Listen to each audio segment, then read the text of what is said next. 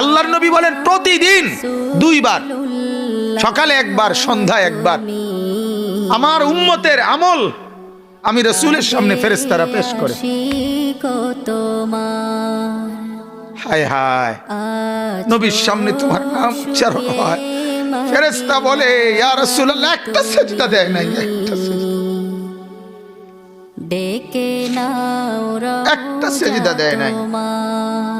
আল্লাহর নবী তখন বলে হায় আমার উম্মত, আমার 23টা বছরের দিবানিশির এই মেহনতের কোনো কদর করলি না। 23 বছরের আমার এত কষ্টের কোনো কদর হলো না।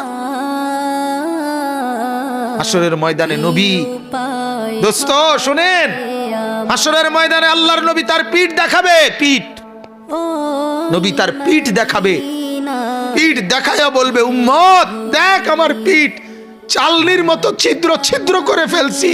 তায়েফের বাচ্চারা যখন আমার পাথর মারছে, ওই পাথরের আঘাত সইতে গিয়ে সেদিন দেখবেন, সেদিন বুঝবা যুবক, নওজোয়ান, তোমার জন্য কাদার কেউ নাই, তোমাদের জন্য ভাবার কেউ নাই। মা বাপ ছেড়ে দিছে তোমারে, যা বাবা নষ্ট হয়ে যা।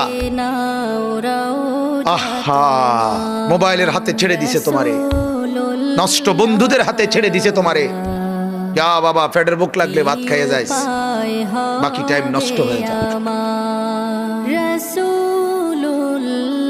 অভিভাবক ছেড়ে দিছে সন্তান,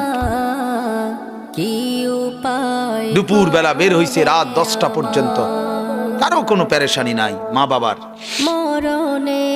ছেলেটা কি হচ্ছে, তার সাথে উঠতেছে, বসতেছে, খাইতেছে, চলতেছে, কারো কোনো পেরেশানি। এভাবে জিন্দেগি চলে না বাজান, এভাবে জিন্দেগি চলে না।